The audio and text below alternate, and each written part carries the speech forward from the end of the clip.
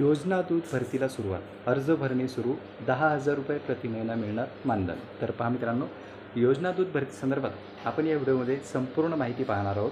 अर्ज कशा पद्धतीने करायचा आहे, कोण अर्ज करू शकतो, शैक्षणिक पात्रता काय आहे आणि कोणकोणती कामे तुम्हाला यामध्ये करावी लागणार आहेत. तर संपूर्ण माहिती आपण या व्हिडिओच्या माध्यमातून थोडक्यात पाहणार आहोत. चला तर मग सुरुवात करूया आजच्या व्हिडिओला.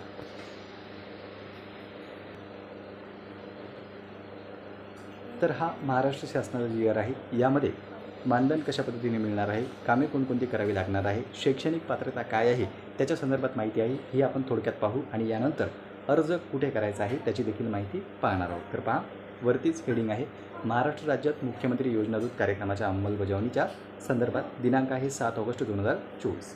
तर यामध्ये आपण महत्त्वाचे पॉईंट्स पाहणार आहोत. एकूण 50,000 योजनादूत नेमण्यास मान्यता देण्यात आलेली आहे. म्हणजे जागा किती आहे? 50,000. आणि पहा, योजनादूताची महत्त्वाची कामे यामध्ये स्पष्ट करण्यात आलेली आहे.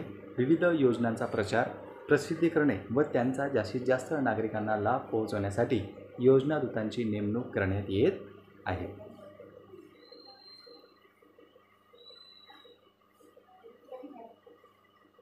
उद्दिष्ट पहा, उद्दिष्टामध्ये तुम्हाला आणखी तुमची कामं जी आहेत ती या ठिकाणी स्पष्ट होतात. महाराष्ट्र शासनाच्या विविध योजनांचा प्रचार करणे, प्रसिद्धी करणे व त्यांचा लाभ जास्तीत जास्त नागरिकांपर्यंत पोहोचवणे याकरिता यांची नेमणूक थेट केल्या जात आहे. ग्राम स्तरावर देखील नेमणूक होत आहे. म्हणजेच तुम्ही तुमच्या गावात देखील तुम्हाला नियुक्ती मिळू शकते ग्रामपंचायतीमध्ये. आणि कार्यक्रमाची ठळक रूपरेषा यांनी दिलेली आहे.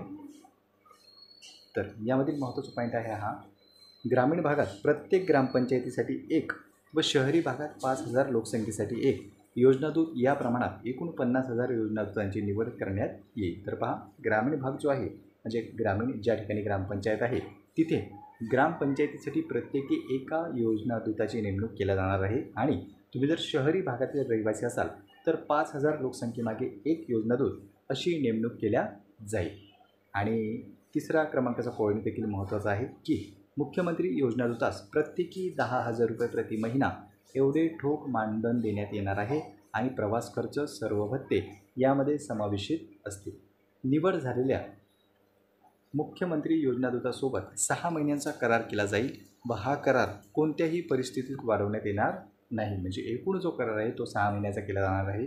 प्रत्येकी 10,000 रुपये प्रति महिना असं देखील मिळेल आणि प्रत्येक ग्रामपंचायतीत एक अशी योजनादूतांची नेमणूक केल्या जाईल. तर हे तीनही पॉईंट महत्त्वाचे आहेत. आता निवडीसाठी पात्रता काय आहे? जर तुम्हाला अर्ज भरायचा असेल तर त्यासाठी तुमच्याकडे पात्रता असणं गरजेचं आहे.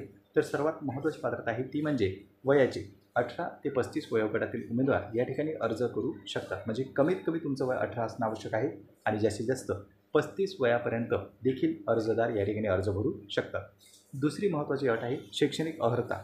तर शैक्षणिक अर्हतेमध्ये कोणत्याही शाखेचा किमान पदवीधर असावा. पदवीधर म्हणजे तुमचं ग्रॅज्युएशन कंप्लीट असावं. मग ती कोणत्याही शाखेत असो, आर्ट असो, कॉमर्स असो, सायन्स असो किंवा इतर काही टेक्निकल कोर्सेस असो किंवा तुम्ही YCMमधून जरी केलेलं असेल तरी चालणार आहे. फक्त या ठिकाणी शैक्षणिक पात्रता जी आहे ती पदवी ठेवण्यात आलेली आहे. म्हणजे ग्रॅज्युएशन असणं कंपल्सरी आहे. तिसरा महत्त्वाचा पॉईंट आहे संगणक ज्ञान आवश्यक. बेसिक ज्ञान जरी तुम्हाला असलं तरी चालणार आहे. म्हणजे MSc IT वगैरे जर तुमचा कोर्स झालेला असेल किंवा शालेय शिक्षणात जर तुमचा विषय असेल तरी देखील या ठिकाणी चालेल. त्यानंतर पहा, पुढचा महत्त्वाचा पॉईंट आहे तो म्हणजे उमेदवाराकडे अद्ययावत मोबाईल असणे आवश्यक आहे. एक मोबाईल तुमच्याकडे असणं गरजेचं आहे. उमेदवार हा महाराष्ट्र राज्याचा आदिवासी असणे आवश्यक आहे. म्हणजे तुम्ही रहिवासी असणे या ठिकाणी कंपल्सरी आहे. आणि 6व्या क्रमांकाचा पॉईंट आहे तो म्हणजे उमेदवाराचे आधार कार्ड असावे व त्याच्या नावाचे बँक खाते असणं आवश्यक आहे. बँक खातं या कारणानं गरजेचं आहे की त्याच बँक खात्यात तुम्हाला मानधनाची रक्कम जी आहे ती जमा केल्या जाईल. नंतर पहा, योजनादूत निवडीसाठी उमेदवारांनी सादर करावयाची कागदपत्रे. कोणकोणती कागदपत्रे आहेत जी तुम्हाला सादर करावी लागणार आहे? तर एक आहे ते म्हणजे ऑनलाईन अर्ज. अर्ज जो आहे तो तुम्हाला ऑनलाईन पद्धतीने भरायचा आहे आणि वेबसाईट कोणती आहे ती देखील आपण पाहणारच आहोत. तर पहा, एक ऑनलाईन अर्ज. दुसरं म्हणजे महत्त्वाचं आधार कार्ड. तिसरं पदवी परीक्षा उत्तीर्ण केल्याबाबतचा पुरावा किंवा कागदपत्रे किंवा प्रमाणपत्र जे तुमचं डिग्री असेल, मार्कशीट असेल ते. त्यानंतर पहा, अधिवासाचा दाखला म्हणजेच डोमिसाईल सर्टिफिकेट.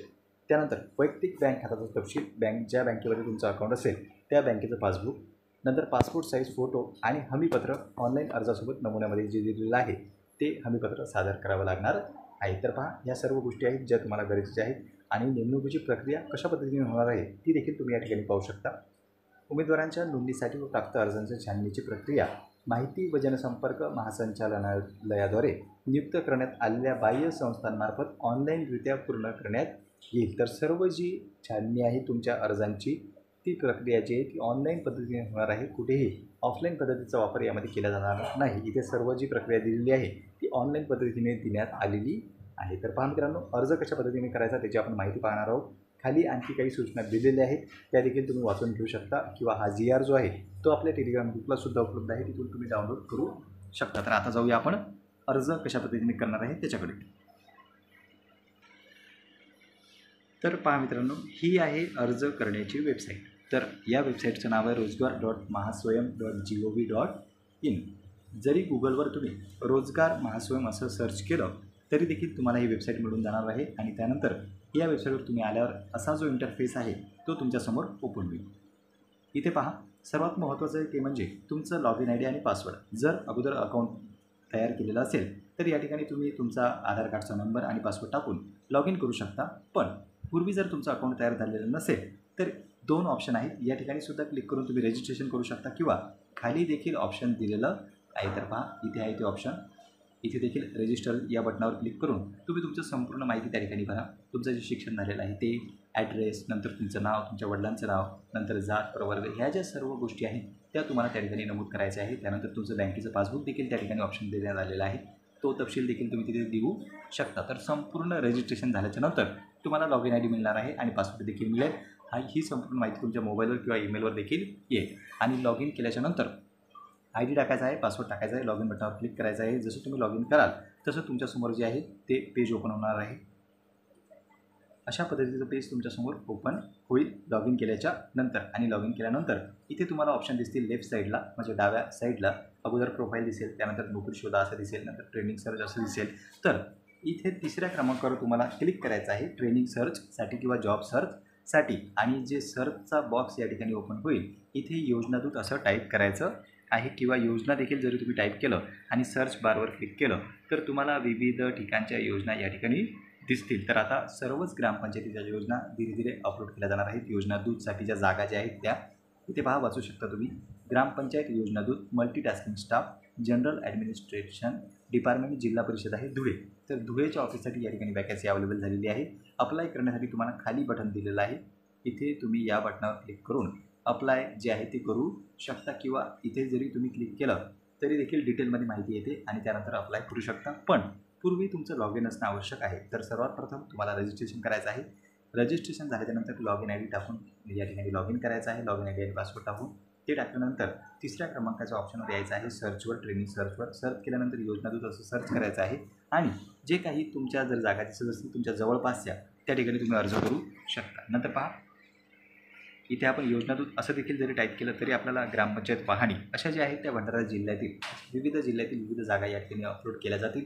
आणि तुम्ही ज्या जे ग्रामपंचायतीत असाल किंवा तुम्हाला जे ठिकाण जवळ पडत असेल त्या ठिकाणसाठी तुम्ही अर्ज करा, जेणेकरून तिथे तुम्ही प्रेझेंटी लावू शकाल. तर पहा मित्रांनो, ही होती महत्त्वाची माहिती. अशा पद्धतीने तुम्ही अर्ज करू शकता. वेबसाईट जी आहे ती कधी वेबसाईट सुरळीत चालत नाही. बऱ्याचदा वेबसाईटमध्ये आपल्याला प्रॉब्लेम देखील येतो. म्हणून शक्यतोवर तुम्ही एकदा रजिस्ट्रेशन करून घेतल्यानंतर या ठिकाणी अप्लाय करू शकता. म्हणून रजिस्ट्रेशन होणं महत्त्वाचं आहे. रजिस्ट्रेशनशिवाय तुम्ही अर्ज करू शकत नाही. तर पहा, ही होती महत्त्वाची अपडेट. आणखी जर काही डाऊट्स असतील तर बिंदासपणे तुम्ही कमेंट सेक्शनमध्ये कमेंट करू शकता. पुन्हा भेटूया एका नवीन अपडेट सोबत.